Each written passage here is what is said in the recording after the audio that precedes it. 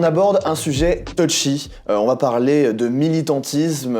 On ne parlera pas de celui des retours des bancs au parc Aristide Briand de Sète, puisque c'est absolument pas le sujet. En fait, ils veulent construire un parking souterrain et ça fout un peu la zizanie. Bref, on ne reviendra pas dessus.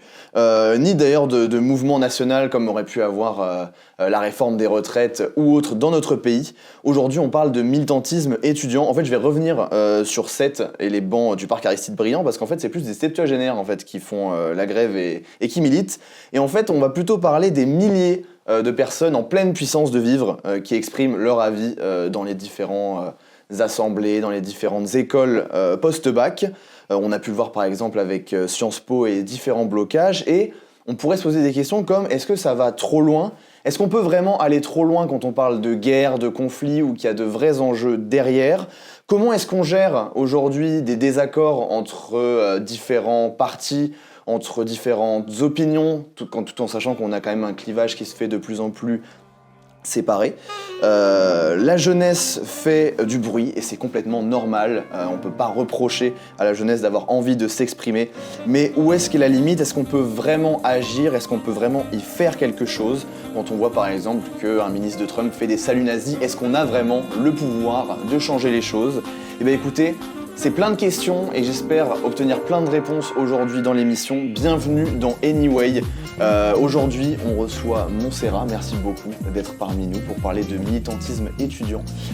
Et pour être super honnête, voilà, je suis pas rentré dans le clash, je suis pas rentré dans quelque chose de trop extrême. Mais en vrai de vrai, si j'avais voulu être vraiment clivant, je vous aurais sûrement dit ça. Alors bonjour, je m'appelle Julien, je suis coach en manifestation depuis 6 ans, mais bon, je me suis fait virer. Alors la manifestation pour moi c'est une évidence parce que être coach c'est ma plus grande passion et jeter des tomates aussi.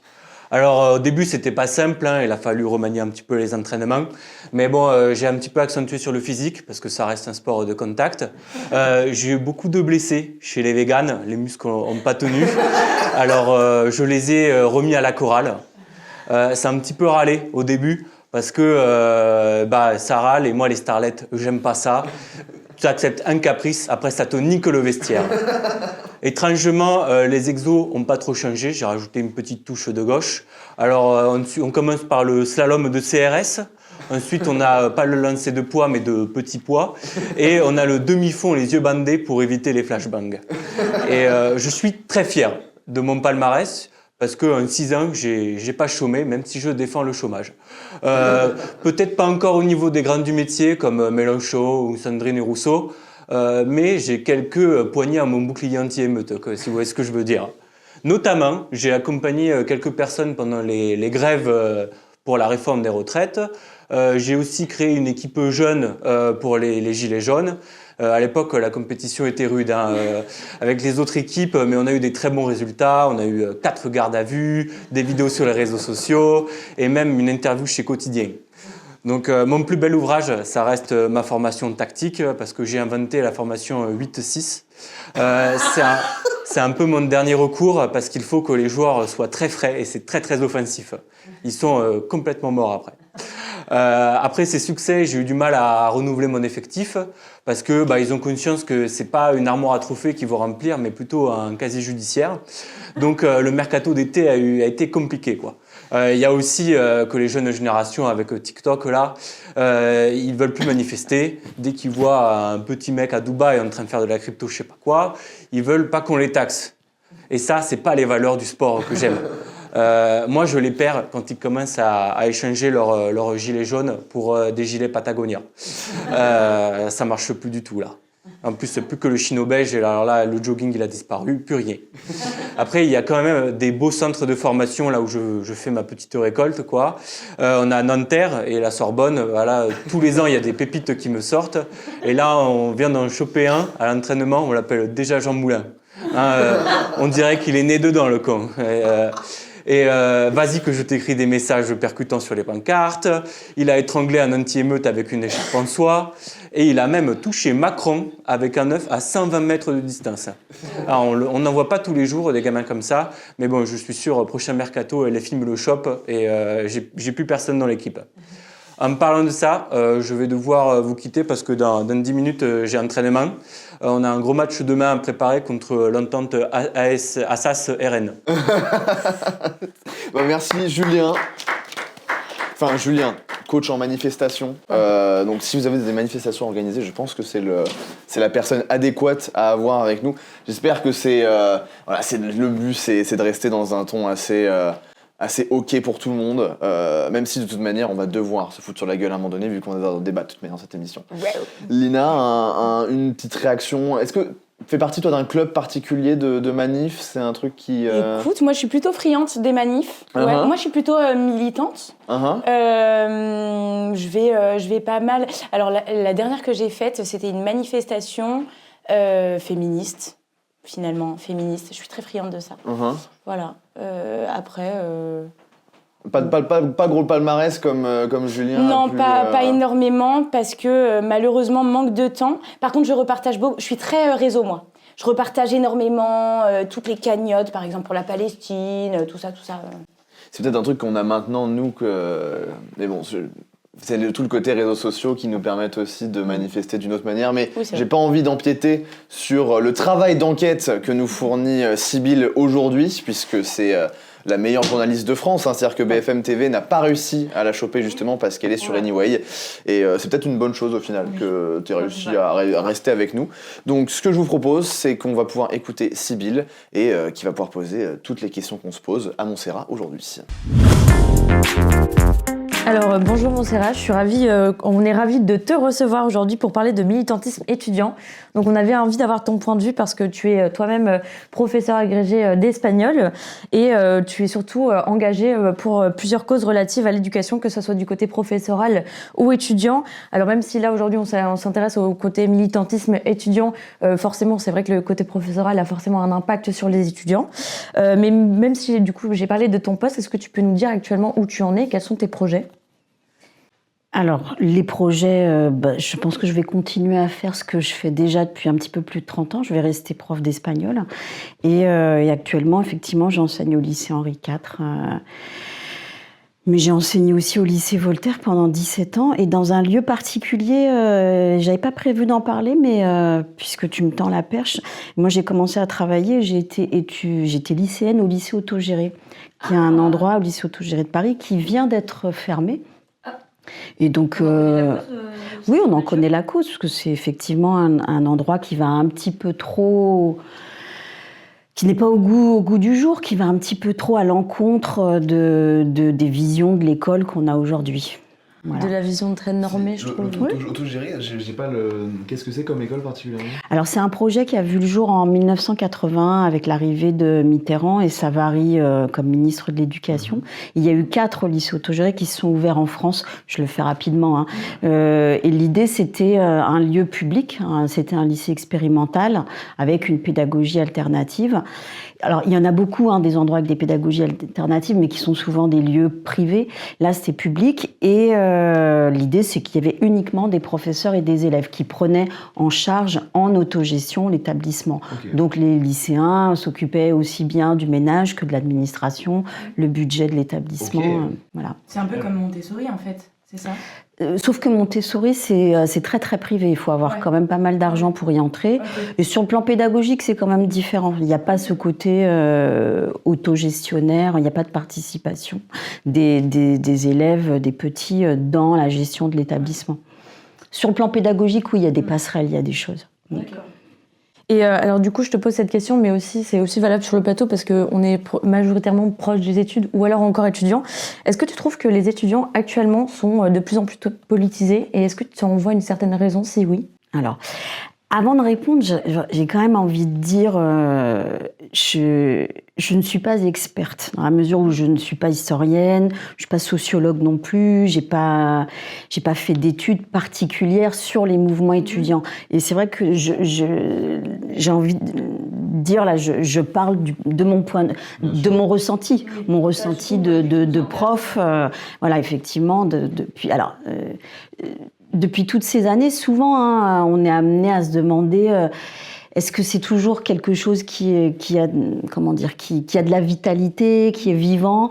Et souvent, on entend dans les salles de profs, et parmi d'anciens étudiants aussi, on entend cette petite phrase avant, les étudiants étaient beaucoup plus mobilisés.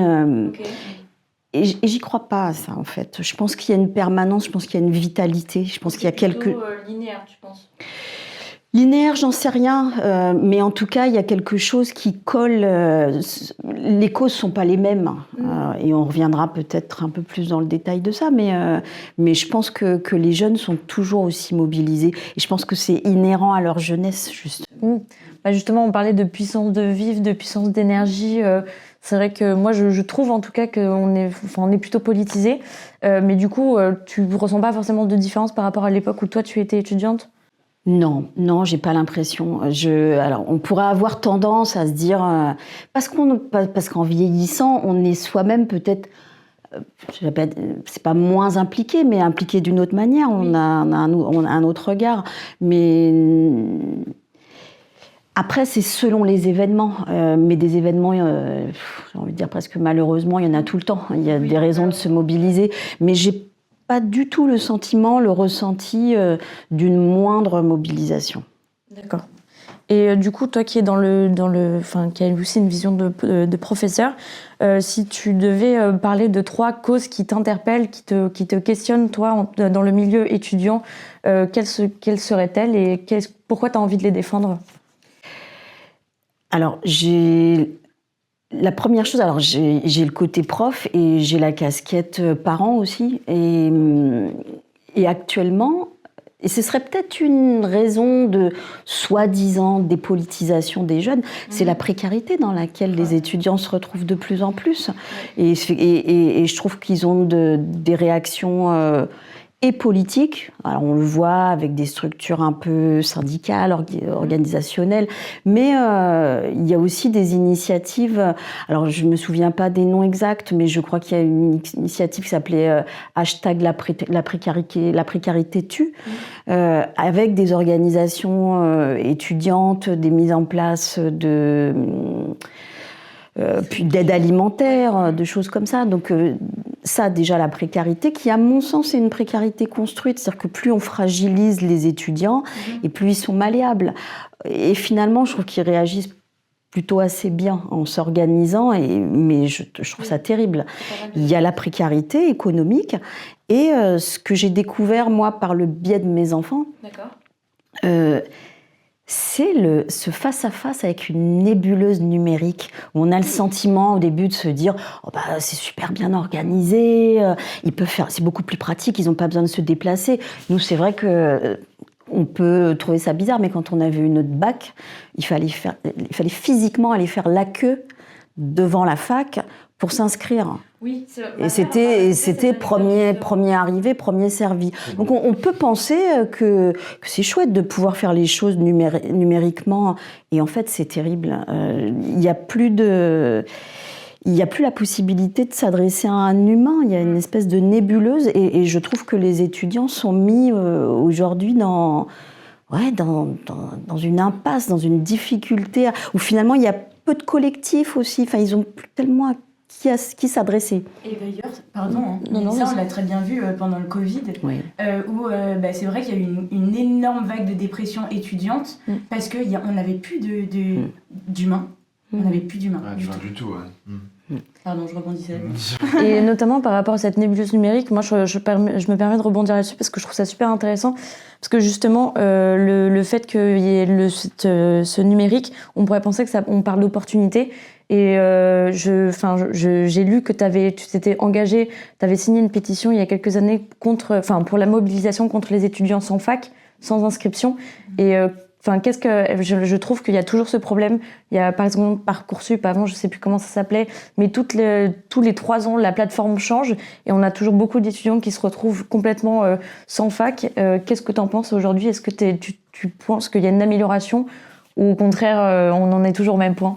Non, je suis assez pessimiste. Alors à l'époque, avant Parcoursup, c'était APB qui avait été mis en place. Ouais. Et non, je pense que c'est un tri sélectif et avec des algorithmes qui font quand même assez peu cas de certains étudiants. Moi, j'enseigne sur Paris et effectivement au lycée Henri IV, où contrairement à ce que disent certains parents d'Henri IV, ça va, il n'y a pas tellement de difficultés à trouver quand même une filière post-bac. Mais il y a quand même beaucoup d'étudiants, par exemple des étudiants qui sont dans le 93, qui vont avoir de très bons résultats et qui vont avoir du mal à trouver quelque chose sur Parcoursup, parce que l'algorithme reconnaît la géographie de leur lieu de résidence. Il y a quand même une sélection qui se fait. Une analyse de Parcoursup là-dessus ? Oui, bien sûr. C'est pas forcément, c'est pas uniquement lié aux résultats. Et oui, je pense que dès lors qu'on a son bac, normalement, on devrait avoir accès à des études. Et c'est la même chose avec monmaster.com. C'est-à-dire que 3 ans après, c'est rebelote la même chose. Oui. Un étudiant qui a une licence, il va pas forcément être pris en master. Je me souviens, moi, pour ma recherche de master, c'était pas si simple que ça. Et du coup, c'est pour ça que, notamment, on peut parler de précarité aussi, puisque finalement, j'ai eu de la chance de pouvoir de ne pas avoir tant de problèmes que ça pour trouver mon master, parce que je me suis dirigée vers un établissement privé. Mais établissement privé veut dire aussi coût de la formation, ce qui pénalise forcément d'autres étudiants. Là, vous illustrez exactement ce à quoi sert, je vous ai dit vous, alors que je vous avais dit de me tutoyer, donc je vais recommencer. Tu illustres parfaitement. Je crois que depuis la mise en place de Parcoursup, l'augmentation des établissements privés a été de 200%. Non mais c'est hallucinant. Mais c'est fait pour. Ouais. Waouh. Ouais. Respire Léna, ça va aller. Et qu'est-ce que tu penses des étudiants restants qui ne s'intéressent pas à la politique étudiante? Est-ce que tu penses que c'est une nécessité à notre âge de s'y intéresser? Et si oui, qu'est-ce que tu aimerais leur dire pour les alerter ou pour leur... Alors d'abord, je pense que je différencie. Il y a beaucoup de mouvements étudiants qui sont liés directement à la vie étudiante. Que ce soit des réactions à des réformes ou effectivement cette précarité, qu'elle soit économique ou forcément humaine, via le numérique. Mais moi, je constate, et c'est là où ça me rassure, c'est que les étudiants, de par leur jeunesse, ils se mobilisent sur des choses qui n'ont rien à voir avec leur vie étudiante. Il y a une forme de solidarité.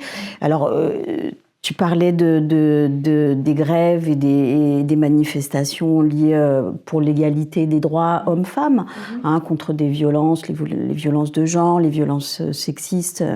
Il y a ça. Il y a tout ce qui tourne autour du climat aussi. Et on a vu dernièrement, c'est un petit peu plus en vogue, les mouvements, en particulier à Sciences Po, mais pas seulement à Sciences Po, sur le soutien aux gens qui se font massacrer à Gaza. Parce que c'est pas, on dit souvent soutien à la Palestine, mais moi j'ai surtout entendu aussi pour l'arrêt des massacres, de ce qui s'y passe. Et il y a une forme de mobilisation des étudiants qui va au-delà de leur petit intérêt. Oui.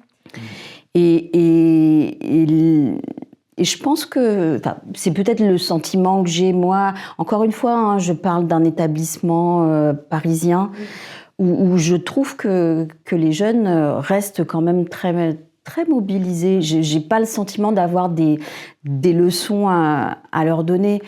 Quand on a vu lors des dernières élections, avec beaucoup de journalistes qui disaient il faut expliquer aux jeunes, il faut aller voter. Mais les jeunes étaient là, dans la rue, les jeunes étaient là. Moi, quand je me suis retrouvée à des manifs, souvent, je me disais, mais où sont les vieux, là? Ils sont où? Il y avait des jeunes. C'était ça, ma dernière manif. Ah, J'ai tombé, en fait. a remis la mémoire en place. Mais d'ailleurs, on parlait d'établissements parisiens, mais pour moi, c'est aussi très lié... moi, par exemple, je viens de Dijon, et pareil, on était très, très mobilisés. Bon, en tout cas, pour finir sur... à Dijon ? Oui, il y a plusieurs étudiants à Dijon. Il y a une université qui est très grande, qui est très cool. On apprend tous les jours sur Anyway, franchement. Et pour finir, j'ai un tout petit jeu à vous proposer. Donc, en gros, je vais vous donner des acronymes d'associations. Il faut que vous me donniez l'association en question. Je vais essayer de vous en donner 2-3 pas trop difficiles. Alors, la première, ça n'a aucune... C'est très objectif, hein. Je ne parle pas d'une certaine association parce que j'ai des intérêts dedans, pas du tout. Ok, donc c'est politique la première. D'accord. Voilà. L'UNI. Oui, c'est politique. Est-ce que vous connaissez l'acronyme ? Non. Union nationale. Il doit y avoir un truc comme Interuniversitaire. Interuniversitaire. Donc c'est un syndicat étudiant. Ouais, exactement. Ouais. Justement, en parlant de syndicat étudiant, l'UNEF. Pareil, ça a commencé par l'Union nationale des étudiants français. Union nationale des étudiants de France est du coup un des principaux syndicats. Un des premiers, je crois aussi. Oui, exactement. Ouais. J'ai vu qu'en 1907, je crois que ça existait. Ah ouais, mais il y a déjà, pas mal d'associations d'ailleurs dans mes recherches qui datent d'il y a longtemps. Une autre un peu plus marrante, l'abeille vincenoise. L'abeille vincenoise. Est-ce que ça vous... C'est une asso qui peut faire qui fait de la recherche sur les abeilles ou juste c'est vraiment quand même dans le cadre universitaire un peu quand même? C'est cadre universitaire, vous allez comprendre pourquoi. Il y a une forme de ruche. Exactement, c'est l'association qui s'occupe du rucher de Paris 8. D'accord. Du rucher? Du rucher. Paris 8 a un rucher parce qu'il du coup il se mobilise pour la préservation des abeilles, qui est une espèce très importante pour notre planète. Bien sûr. L'ADEPSI. La quoi? L'ADEPSI. L'ADEPI. Mais moi, je joue pas, moi. Je vous regarde. L'ADEPI ou l'ADEPSI? L'ADEPSI. L'ADEPSI, donc j'imagine que c'est lié à un soutien psychologique. Psychologique ou psychomotricité. Étudiante. C'est l'association des étudiants en psychologie. D'accord. Oh, bon. Allez, pour varier un petit peu, et ce sera une des dernières, la FNEB. La FNEB. Ouais, déjà le nom est bien trouvé, je trouve. Ça sonne bien, je trouve.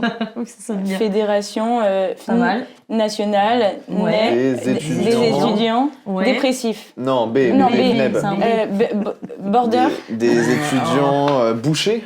Non, j'allais dire belge, mais ça marche pas. parce que C'est une l'association, la française. Fédération nationale des étudiants en biologie. Ah mais en plus mon frère fait Bah, biologie tu à vois. Paris-Saclay. Allez, comme ça c'est bien. Allez, une petite dernière, mais celle-là vous allez vite trouver, je pense. Assaspero. Assaspero, c'est ceux qui travaillent le lever de coude après les cours, ça je reconnais. Exactement, c'est l'association d'Assas qui défend les valeurs défendues lors de l'apéritif, telles que la convivialité, le partage, la solidarité ou encore la joie. C'est là où on se dit quand même que D'accord. certains mettent leur énergie à des endroits et d'autres à d'autres endroits. C'est clair. Donc voilà, c'était tout pour moi. Je voulais finir sur une belle note qui est l'apéro. Eh ben écoute, un grand merci Sybille, comme ça on en a appris un peu plus et puis je trouve que c'est bien les questions, ça permet de... On t'a pas trop coupé en plus, on a essayé de faire en sorte que ce soit assez... En même temps, Montserrat, tu étais grandiose, tu nous as très bien répondu. Donc, Bien sûr, bien sûr. Moi j'avais une question particulière, je te donnerais, si tu veux en rajouter quelque chose, je sais pas, mais à ton époque, les principales sujets de militantisme, ça tournait autour de quoi au final quand on était étudiant? Alors, à mon époque, pour situer mon époque, donc moi je rentre en seconde en 86, Ok. donc de Vaquet. Voilà, ça a été la grosse mobilisation qui s'est très très mal finie avec la mort de Malik Oussekine. Donc voilà, ça a été une grosse mobilisation qui était la loi de Vaquet c'était sur une réforme du cycle universitaire, donc plus de sélection, et ça a été... Voilà, j'ai le souvenir aussi, c'est les débuts de Touche pas à mon pote, avec des manifs antiracistes, et c'est là où on a commencé à avoir les premières mains Touche pas à mon pote, voilà, dans les souvenirs... de militantisme Voilà. étudiant. Au final, oui, c'est vrai que ça fait... en même temps, loin et pas si loin que ça, parce que c'est toujours des sujets qu'on aborde toujours et sous d'autres angles. Surtout que tu t'es rappelé que tu avais fait une manif en rapport... Enfin, bref, mais ça t'a inspiré quoi de ça, ces questions Non, mais moi, je repense surtout à mon papa qui a 73 ans et qui m'a raconté, en fait, je lui parlais de l'émission, comme quoi on allait aborder ces sujets. Et c'est vrai qu'il me disait, mai 68, et lui, il lançait des pavés. Mai 68, il lançait les pavés. Et je lui disais, mais en fait, ça a véritablement changé la France ou... Il me fait, en vrai, oui, il y a eu un avant 68 et après. Et en me renseignant un peu, en fait, en vrai de vrai, sans ça, on n'aurait pas eu les 35 heures. on n'aurait pas eu non plus cette libération sexuelle qu'on a aujourd'hui, ces échanges qu'on peut avoir aujourd'hui. Enfin, il y a plein de trucs qui ont changé et du coup, je trouve ça vraiment cool d'en parler ce soir. Mais ça fait quand même... Aujourd'hui. Ah ouais, ce soir, aujourd'hui. C'est l'apéro là Quand qui vous m'a... voulez, parce que vous le regardez quand vous voulez, Oui, globalement, c'est à vous de choisir. On a une chance dans cette émission, c'est qu'on a commencé par la meilleure journaliste de France, donc on a réussi à dégoter aux meilleures chaînes, mais en parallèle de ça, on a aussi le droit à la meilleure conteuse de France, puisqu'on parle beaucoup d'histoire, on parle beaucoup de chemin de vie qui passe par le militantisme, mais on a la chance d'avoir quelqu'un qui raconte beaucoup d'histoires, et en plus de ça, avec l'art et la manière. Donc on a Virginie qui va nous storyteller une histoire bien à elle. C'est le moment en général où on peut se poser un peu avec les pop-corn et écouter parce que je pense que c'est suffisant. Virginie, c'est quand tu veux. Aujourd'hui, je vais vous parler de Léa, c'est un peu la militante du peuple. Léa, elle a 21 ans, c'est une étudiante qui vit à Paris. Et comme beaucoup d'autres, j'ai envie de vous dire. Mais Léa, elle détient une flamme qui a été causée par les injustices qu'elle ne peut ignorer. À l'université, elle a été heurtée par la réalité de la précarité étudiante.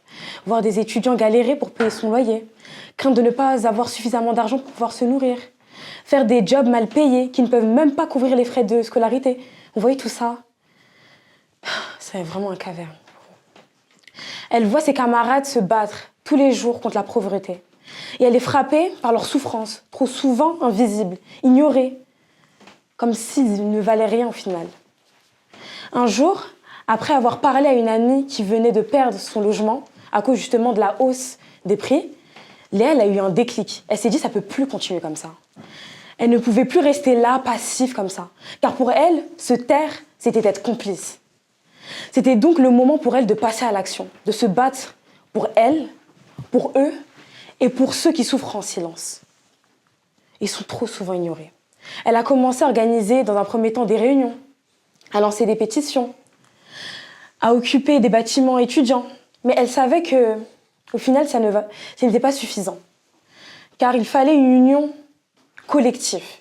Une union qui sera suffisamment forte pour pouvoir se battre contre un système qui est trop figé, qui n'est pas prêt à changer. Vous savez, les étudiants, ils sont là pour venir.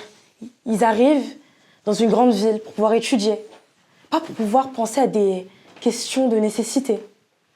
Donc face à l'indifférence des autorités, Léa, bien évidemment, elle n'a pas flanché. Elle a vu ses camarades être repoussés violemment par les policiers lors de nombreuses manifestations. Des étudiants parfois blessés aussi.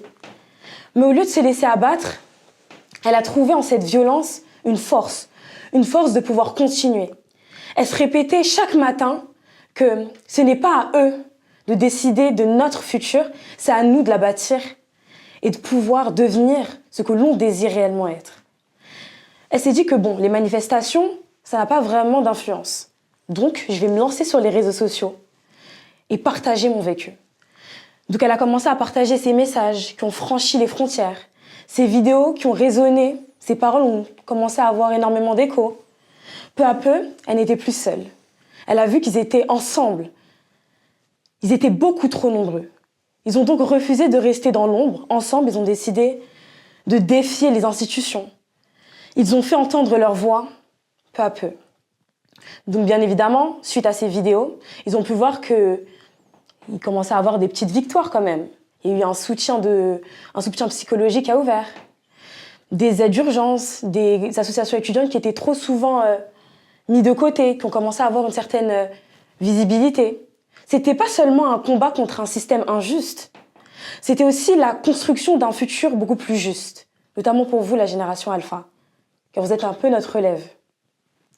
Aujourd'hui, je peux vous assurer que Léa, elle poursuit son combat, bien évidemment. Elle sait qu'il sera beaucoup semé d'embûches, parce que c'est pas un combat qui est évident. Mais elle veut continuer. Elle sait que c'est un combat pour le futur. Et aujourd'hui, on tient à remercier Léa, car Léa, c'est une figure du militantisme étudiant. On peut maintenant se référer à elle. Donc aujourd'hui, n'oubliez jamais qu'il est important de soutenir un combat, de se fier à un combat. Car tant qu'on se bat, tant qu'on refuse de se laisser atteindre, rien n'est perdu d'avance. Merci beaucoup Virginie. L'importance du combat, l'importance d'ailleurs, Sybille, tu as changé. Il y a quelques minutes, je te voyais pas comme ça. Mais bref, bon, ça c'est... bien sûr, on a Julien qui est aussi arrivé en plateau. On a Virginie qui nous rejoint expressément.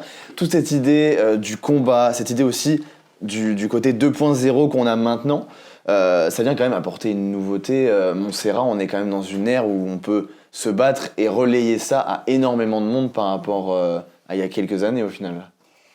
Ça me pose beaucoup de questions. Je pense que vous avez plus d'éléments de réponse que moi. Je suis quand même quelqu'un qui... Je n'ai même pas Instagram. Hein. Je n'ai pas de... Et on ne juge je pas n'ai pour ça. aucun réseau social. Alors, je suis même en train d'essayer d'enlever tous les groupes WhatsApp pour quitter Mark Zuckerberg définitivement. Mais donc voilà, je ne suis pas à la pointe. Mais bon, évidemment, je me tiens un petit peu au courant. Alors, mais je m'interroge. J'ai le sentiment que ça fonctionne très très bien pour s'organiser rapidement. On l'a vu sur les printemps arabes, on le voit, hein, je le vois avec mes élèves. Voilà, on arrive via un engagement connecté à s'organiser très vite. Mais je n'ai pas de réponse. Je me pose la question, est-ce que ce ne sont pas des souffles un petit peu éphémères? Est-ce que ça n'a pas tendance à s'effriter assez rapidement? Mais honnêtement, j'ai pas de réponse. Mais sans vous demander trop vite une réponse au plateau, puisque j'ai pas envie de te cropper ce que tu nous as préparé. Le but, c'est qu'on va bientôt se mettre à débattre.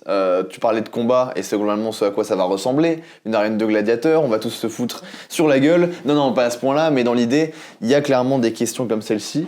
Et Maceo, si jamais tu veux commencer à nous introduire le débat, on va pouvoir commencer, sachant que je pense qu'on a beaucoup de choses à dire. Alors oui, de toute façon, on le sait très bien, quand on rentre un peu dans le supérieur, c'est un peu un moment charnière un peu pour nous, parce que c'est là où on découvre des associations, on grandit aussi, on apprend à se connaître, on se forge une identité, et puis on découvre aussi des valeurs à défendre. Donc pour moi, et je pense qu'un peu pour nous tous, c'était un peu ça lorsqu'on est arrivé dans le supérieur. Et je pense aussi que les jeunes, les étudiants aussi, on représente un peu l'avenir, donc c'est un peu pour ça qu'on se sent énormément concerné, parce que quand on était jeune, je me souviens moi quand j'étais en primaire ou quoi, on essayait un peu de discuter avec les professeurs, ils nous disaient souvent oui, vous êtes encore des enfants, vous avez encore beaucoup à apprendre, etc., etc. Donc en fait, on se sent pas un peu comme des citoyens un peu à part entière en fait. Et donc on attend, et je pense que ce moment-là, il n'arrive pas quand on décroche un emploi, une fois qu'on a fini nos études, ça. Moi, je pense que vraiment, c'est lorsqu'on devient étudiant qu'on devient vraiment des citoyens, parce que c'est là où on prend conscience des choses, on est plus informé, on a vraiment une vision d'ensemble sur le monde. Donc, il y en a qui choisissent de se lancer, je sais pas, par exemple, dans l'entrepreneuriat, dans le sport ou quoi, et il y en a d'autres qui choisissent, du coup, le militantisme étudiant. Donc sur qu'est-ce qu'on peut se poser comme question autour de ça sur... Pour moi, en fait, on peut se poser la question de la légitimité parfois des étudiants, parce que des fois, on entend souvent dire oui, par exemple, je sais pas, des gens dire oui, qu'est-ce que connaissent ces gens à la pauvreté, par exemple, pour le conflit israélo-palestinien, qu'est-ce qu'ils connaissent ces gens-là à la guerre, ils sont pas légitimes, pourquoi ils ouvrent leur bouche, excusez-moi pour l'expression, sur ce sujet. Moi, je pense au contraire qui sont légitimes, parce que de toute façon, quoi qu'on en dise, c'est toujours bien de dénoncer ce qui se passe dans le monde. Ça permet pour certains soit d'en prendre conscience, soit de rappeler qu'on est quand même conscient et on n'est pas d'accord avec ce qui se passe. Après, parfois, ce que j'ai vu certaines personnes reprocher un peu au militantisme étudiant, pour certains, pas tous, mais de vouloir un peu appartenir à quelque chose. Et donc pour que j'appartienne à cette communauté, il faut que je défende certaines causes, et puis un peu cet effet de mode en fait. D'un coup, on va défendre cette cause-là, puis un autre jour, ça sera celle-ci, et ensuite une autre. Et c'est ça un peu, moi, parfois aussi, qui me dérange. Même si, pour moi, je suis pas là pour dire qui est sincère, qui ne l'est pas, mais je trouve quand même que c'est quand même une bonne chose de dénoncer malgré tout toutes ces choses. Je vois Lina qui a des yeux. Ça veut dire qu'en général, elle est pas d'accord. Et ça m'intéresse. Lina, vas-y. J'adore. C'est le moment où on peut se faire cancel. Ça y est, c'est parti. Non, en fait, dans le fond, je suis hyper... je suis d'accord avec ce que tu dis, où c'est vrai qu'il y a des il y a des personnes qui ne se sentent pas légitimes de soutenir telle ou telle cause, ou même si j'ai l'impression qu'on est tous légitimes à avoir une opinion. C'est tout le sujet du débat. Oui, enfin voilà. Une opinion. Ça, c'est un grand débat aussi, ça, pour le coup. De quoi ? Un opinion. Un opinion. Oui, parce que je crois qu'on dit mon opinion. Oui, mon opinion. Ouais, bon, bref. Et non, c'est super bien démontré, j'adore. Mais par rapport à la catégorisation est-ce que je soutiens cette cause, du coup, si je soutiens ce truc-là, je vais devoir tout savoir et tout faire pour soutenir. C'est OK, en fait, on n'est pas tous hyper dispo. On n'est pas tous... je sais pas, genre... je sais pas comment dire, mais déjà, à notre échelle, c'est OK de faire des choses pour une cause. C'est-à-dire que moi, par exemple, notamment par rapport au conflit israélo-palestinien, j'ai relayé sur les réseaux. J'ai pas pu donner de l'argent, parce que je peux pas donner de l'argent. Mais j'ai relayé. J'ai relayé sur mes réseaux et j'ai contribué à ça. Du coup, genre, il faut arrêter de se mettre, je pense, la pression de ouf en se disant, genre, OK, il faut absolument que je soutienne telle cause, mais à fond, et du coup, je dois donner de l'argent. Non. On fait chacun comme on peut. Et déjà faire, c'est bien. C'est vrai. Il y a une vraie question aussi sur ce que tu disais tout à l'heure, sur le côté légitime. Est-ce qu'à notre âge, on a cette légitimité-là, parce que tu l'abordais. J'ai plus le nom de la personne en question. Je sais qu'il y a un lycéen qui est très investi, qui parle sur les plateaux, qui a son avis. Et quand j'aimerais poser la question autour du plateau aussi, pour que chacun puisse y donner son avis. C'est vrai que moi, personnellement, au lycée, je jouais aux jeux vidéo. Et je regardais la télé globalement, donc un programme bien chargé, quoi. Et je me dis, est-ce qu'à cet âge-là, c'est même pas une question de légitimité, est-ce qu'en termes de maturité, est-ce qu'en termes de réaction, est-ce que, pas forcément le fait que ce soit une bonne chose, mais qu'est-ce que vous pensez du fait qu'on puisse avoir des lycéens qui sont investis comme même parfois des acteurs politiques majeurs dans les médias français ou je sais pas si Virginie. Moi, honnêtement, pour moi, c'est un plaisir de voir nous, en tant que nouvelle génération, s'imposer sur des questions politiques comme ça, parce qu'on va pas se mentir, c'est nous les prochains, c'est nous les acteurs de demain. Ça sera nous les futurs politiciens. Donc c'est important, durant notre jeunesse, de se poser des questions, sans pression, comme tu as pu le dire, Lina. Il n'y a pas besoin de se mettre de pression ou se dire que oui, on doit forcément intégrer un groupe. Non. Si tu as envie de relayer à ton échelle sur les réseaux sociaux, sans forcément avoir de budget ou d'argent, c'est déjà un grand pas. Par exemple, moi, je me souviens quand j'étais au lycée, j'appartenais pas forcément à un groupe, mais j'hésitais pas à partager sur les réseaux sociaux, par exemple, notamment des génocides, par exemple, comme celui au Congo. Je partageais, parce que c'est quand même des causes qui me tiennent à cœur. Je peux pas non plus rester comme ça, laxiste. Mais je peux comprendre que certaines personnes ont peur de se positionner, par peur peut-être des représailles dans le futur, je ne sais pas. Je pense aussi que c'est une question d'éducation.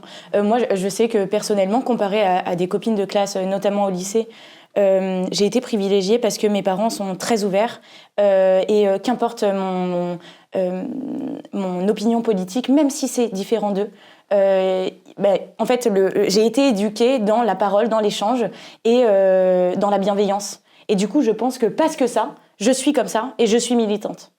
Mais j'ai été chanceuse, je pense. Il y a un côté éducationnel sur ça. Ouais. Moi, je pense qu'il faut se méfier de ce truc qui consiste à ériger un peu des barrières, comme tu disais, de dire qui est légitime et qui ne l'est pas. De même, alors je vais faire ma vieille, je vais tacler un petit peu, de même, attention à l'inverse, de ne pas se dire nous sommes la génération, donc nous sommes légitimes à porter. Et je pense qu'il y a...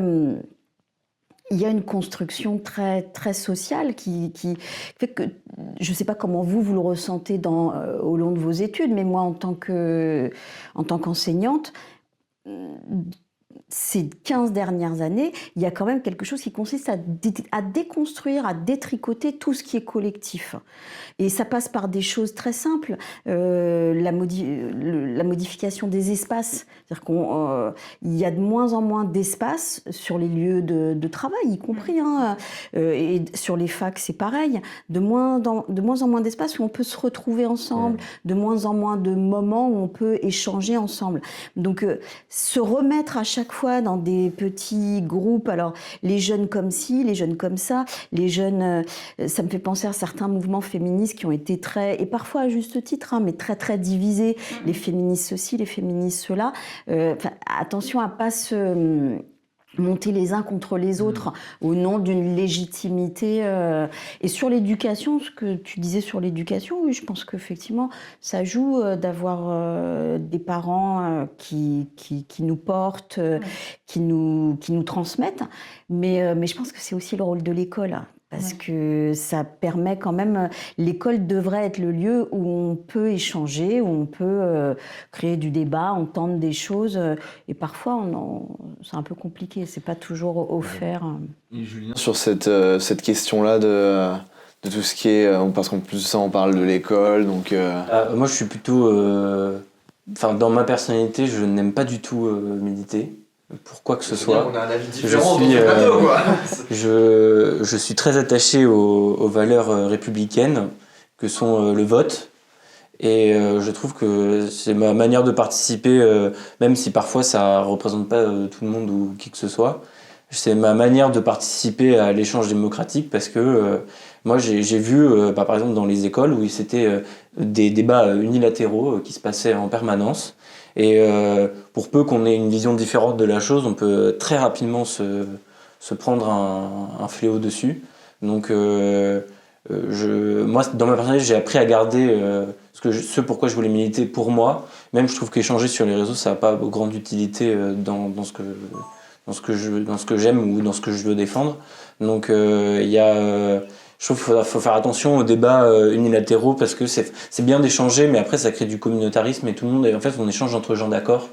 Et pour moi, manifester, c'est une manière parfois un peu trop violente de communiquer ses idées. J'ai pas d'alternative, mais moi je suis pas dans ce délire. Je respecte, mais je suis pas dans ce délire. J'ai l'impression qu'elle veut me tuer. Mais... Bon, c'est vrai. Non, mais je pense que c'est juste, si je peux me permettre. Bien sûr. Je pense qu'il ne faut pas opposer, parce que tu as commencé en disant que tu étais républicain, mais je pense que au contraire, le militantisme, c'est quelque chose qui s'inscrit complètement dans une histoire républicaine. Le militantisme, c'est justement quelque chose qui est cadré, qui est organisé, qui n'a rien à voir avec du désordre, entre guillemets. D'ailleurs, moi, je ne me définis pas comme militante dans la mesure où entre guillemets, je ne suis pas encartée, je ne suis pas... Et je respecte, mais c'est de l'ordre du sacerdoce, hein, le vrai militantisme. Là, on parle de mouvements auxquels on va adhérer, soit via les réseaux sociaux, soit en allant manifester. Mais une manifestation, c'est quand même... On demande une autorisation en préfecture, c'est autorisé ou pas, donc ça n'a rien à... Il n'y a pas d'opposition entre l'ordre républicain et le militantisme. Et moi, il y a quelque chose, j'espère que tu ne me détesteras pas, tu as dit je milite pour moi. C'est pas... Voilà, là où pour moi il y a une véritable opposition, c'est une chose dont je suis sûre, c'est que quelles que soient les causes, à un moment donné on s'engage, ce que tu disais dans ton histoire, quand on prend conscience qu'on va le faire aussi pour les autres. C'est un rapport au monde, de voir au-delà de qu'est-ce qui va être bien juste pour moi. Mais écoutez, en tout cas, je pense qu'on aurait pu faire 1h30 dessus, et c'est limite s'il faudrait faire un podcast sur le militantisme, parce qu'il y a énormément de choses à dire. En tout cas, je voulais te remercier, Montserrat, d'avoir accepté notre invitation. Merci beaucoup. Voilà, Merci. Ça me permet de prendre le RER-H que je ne prends pas. Exactement. RER. Petit coup de frais au vu aussi de la météo du moment on se pèle les miches, hein, très clairement, donc ça va dans le thème. Un grand merci bien sûr à tous nos chroniqueurs, donc je fais bien sûr un coucou à Sybille qui s'est transformée en Macéo. Mais moi ça me va très bien, écoute, il n'y a pas de souci. À Virginie, à Julien, à Lina qui était bien sûr avec nous. On remercie aussi toute l'équipe qui est derrière et qui vous permet de voir cette émission, puisqu'ils sont nombreux et ils travaillent beaucoup, donc ce serait dommage de ne pas les remercier pour ça. Bien sûr, je vous remercie aussi de faire de moi un présentateur heureux, puisqu'il a une émission désormais. Et puis, écoutez, on travaille très fort pour vous proposer 2 prochaines émissions très bientôt, et je vous dis à la prochaine dans Anyway. Ciao, ciao. Bisous.